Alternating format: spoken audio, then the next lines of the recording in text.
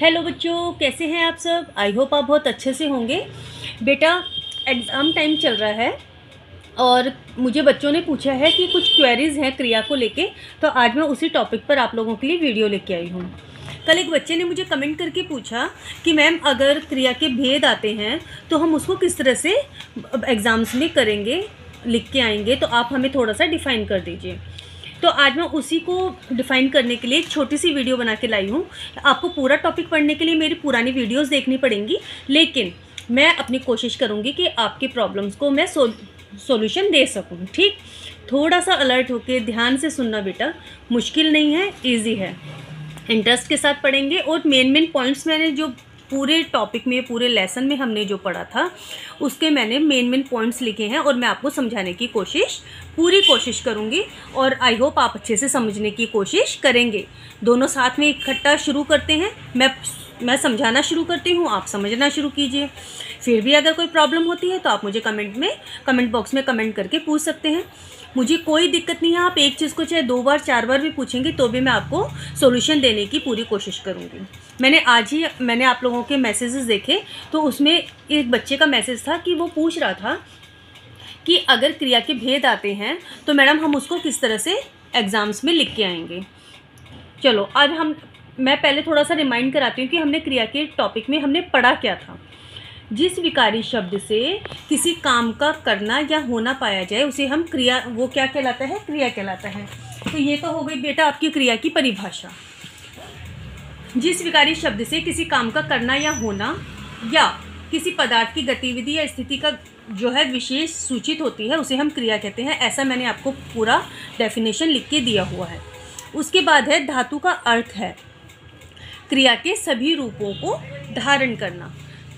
धारण करने वाला मूल रूप क्या कहलाता है, धातु कहलाता है।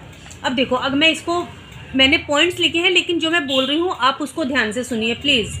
क्रिया के मूल शब्दों को धातु कहते हैं, जैसे खेलता, खेलते, खेल रहा, खेल रही, खेल रहे, खेला, खेले आदि। ये सब कौन है, ये खेल धातु हैं। धातु का अर्थ क्या होता है, क्रिया के सभी रूपों को धारण करने वाला धातु होता है। मूल रूप धातु कहलाता है। पढ़, लिख, हंस, सो, देख, ये सब क्या हो जाते हैं, इसमें अगर हम ना शब्द जोड़ देते हैं तो ये क्या बन जाता है, खेलना, पढ़ना, लिखना, हंसना, सोना। तो ये रूप क्रियार्थक संज्ञा कहलाता है ना शब्द जोड़ने के बाद। ठीक, अब उसके बाद क्या अगला पॉइंट क्या लिखा है मैंने, जो शब्द काल आदि का बोध कराने में क्रिया की सहायता करते हैं उन्हें हम सहायक क्रिया कहते हैं। इनको हम, अगर देखो बेटा, अगर सहायक क्रिया पूछा जाता है तो आप इसकी डेफिनेशन इस तरह से लिख सकते हैं। लेकिन अगर आपसे पूछा जाए रंजक क्रिया, तो रंजक क्रिया में भी जो शब्द काल आदि का बोध कराने में क्रिया की सहायता करते हैं इनको हम सहायक क्रिया या फिर रंजक क्रिया कहते हैं। इसमें आप बिल्कुल भी कंफ्यूज मत होना। कभी आप एग्ज़ाम में क्वेश्चन देखते हैं, आप कहें मैडम ने तो रंजक क्रिया के बारे में कुछ बताया नहीं, पूरा टॉपिक क्लियर कर दिया।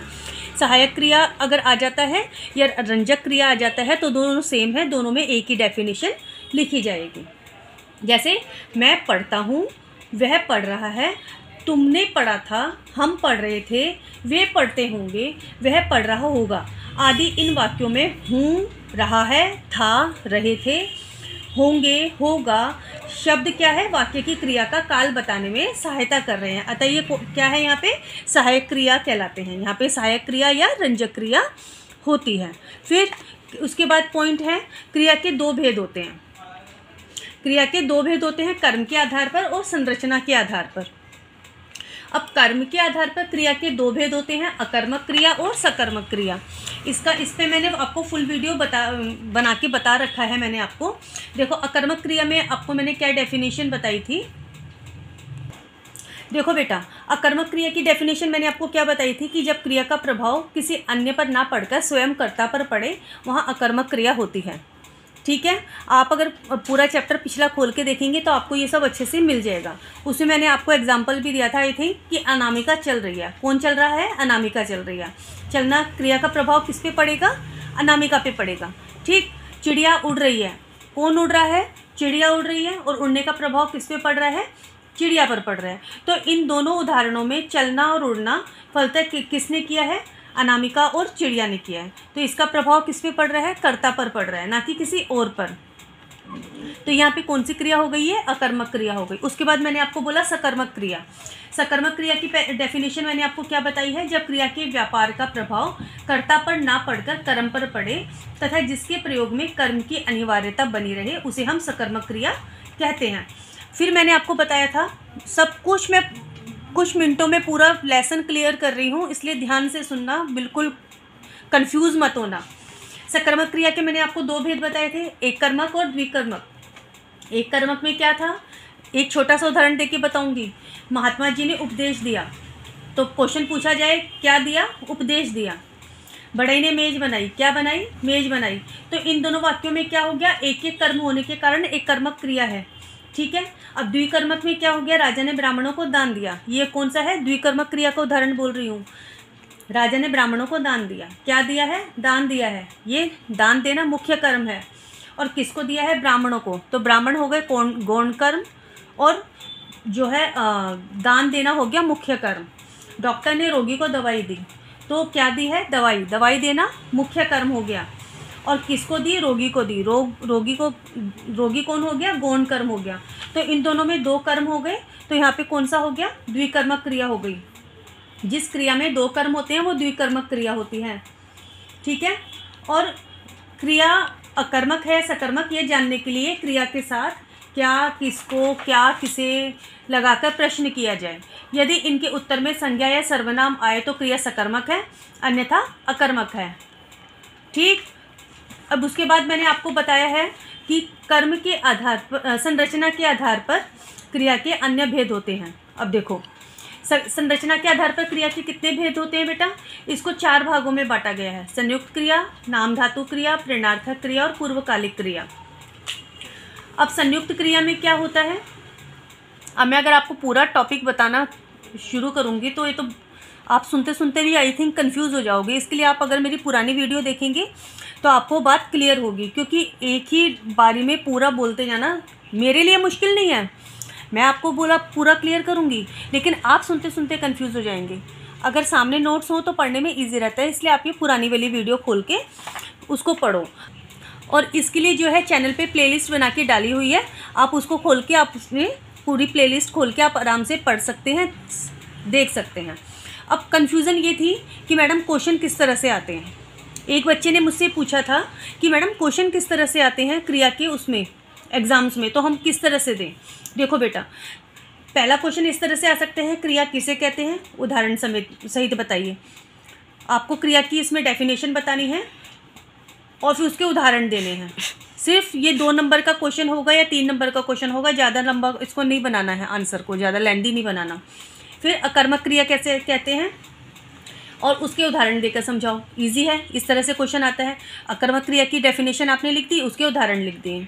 फिर सकर्मक क्रिया की डेफिनेशन, मतलब सकर्मक क्रिया किसे कहते हैं, क्वेश्चन इस तरह से भी आ जाता है, तो उसके उदाहरण देख के आप उसको समझा देंगे जैसा आपने उसमें पढ़ा है। फिर पूर्वकालिक क्रिया का प्रयोग करते हुए 5 वाक्य लिखो या फिर 2 वाक्य लिखो या 1 वाक्य लिखो। ये क्वेश्चन के ऊपर डिपेंड करता है कि एग्जामिनर आपको किस तरह से क्वेश्चन दे रहा है, 1 नंबर का, 2 नंबर का, तो उस तरह से आप आंसर को ज़्यादा लेंदी या छोटा बना सकते हैं। उसके बाद संयुक्त क्रिया का प्रयोग करते हुए 5 वाक्य बनाइए। इस तरह के क्वेश्चन भी आ जाते हैं, कोई मुश्किल नहीं है। जब आप अपनी पूरी वीडियो को खोल के देखेंगे, मेरे नोट्स पढ़ेंगे, तो आपको पूरा टॉपिक क्लियर हो जाएगा। दूसरा क्वेश्चन इस तरह से भी आ जाते हैं जो 1-1 नंबर के होते हैं, MCQ टाइप में आ जाते हैं। कर्म के आधार पर क्रिया के भेद बताओ। अब आपको वो दे देंगे कि ऑप्शन दे देंगे, 2 भेद होते हैं, 3, 4, 5, तो आपको जो ठीक लगेगा आप उसको टिक मार्क करेंगे। संरचना के आधार पर क्रिया का कौन सा भेद नहीं है, अब उसमें आपको बताना पड़ेगा। तो इस तरह से आपको जो है ऑप्शनल क्वेश्चन दे देंगे MCQ टाइप में, तो आपको वो बताना ही पड़ेगा।